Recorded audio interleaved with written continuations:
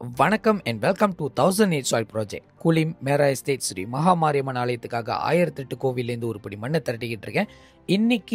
இன்னைக்கு திரியாங் எக்ஸ்பெடிஷன் டே நம்பர் 3 பதிவு நம்பர் 4. இன்னைக்குள்ள நாளில் இதுதான் கடைசி எபிசோட்.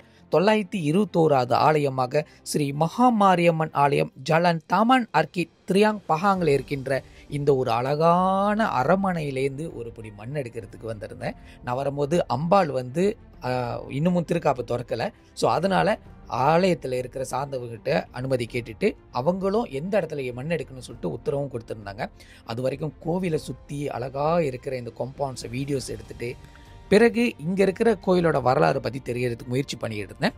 நிறைய பேர் நிறைய விஷயம் சொல்லியிருந்தாங்க. இந்த இடத்துக்கு இவங்க தான் தாய் கோயில், எல்லா சாமியாக இருக்காங்க, அந்த காலத்தில் உருவாக்குனவங்க இன்னும் பராமரிச்சுட்டு இருக்காங்க.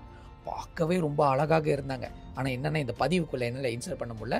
இருந்தபோது எனக்காக கொஞ்ச நேரம் திரையை திறந்து அம்பாளை காட்டியிருந்தாரு. அப்படியே மனசுலேயே நிற்கிறாங்க.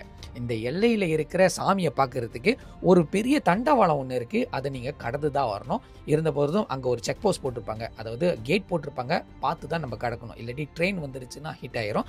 இந்த எல்லையிலேருந்து அவங்களோட ஸ்தலவரிச்சு மரம் வந்துருச்சு. அந்த ஸ்தலவரிச்சு மரத்துலேருந்து ஒரு பொடி மண் எடுக்கிறது எனது பாக்கியமான கருத்துறேன். இந்த வேலையில் டெம்பிள் மேனேஜ்மெண்ட்டுக்கு நான் நன்றி தெரிவிச்சுக்கிறேன்.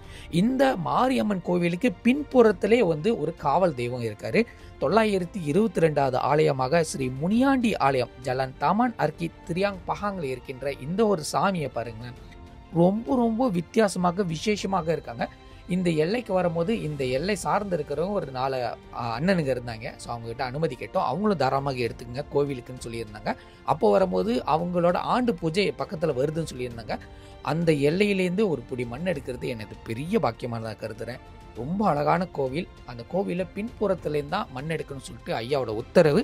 அவரோட ஸ்தலவரிச்ச மரமே ஒரு கிளாப்பா சைட் மாரி தான் வச்சுருக்காங்க. அங்கேருந்து ஒரு பொடி மண் எடுத்திருந்தேன். இந்த வேலை டெம்பிள் மேனேஜ்மெண்ட்டுக்கு நான் நன்றிகளை தெரிவிச்சுக்கிறேன்.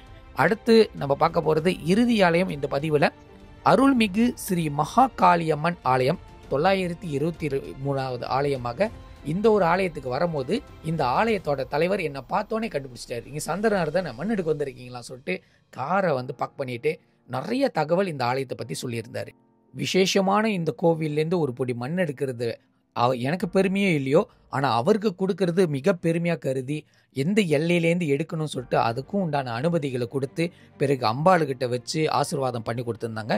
இங்கேயும் ஆதிபரா சக்தியாக இருக்கிற அம்பாளோட வழிபாடு இருக்குது. அது மட்டும் இல்லாமல் காளியம்மனோட வழிபாடு இருக்குது, கருப்புசாமியோட வழிபாடு இருக்குது, மதுரை வீரனோட வழிபாடு இருக்குது, நாகம்மனோட வழிபாடு இருக்குது. எல்லாமே ஒரே இடத்துல இருக்கிறது பார்க்குறதுக்கு மனசுக்கு அவ்வளோ நிறைவாக இருந்துச்சு.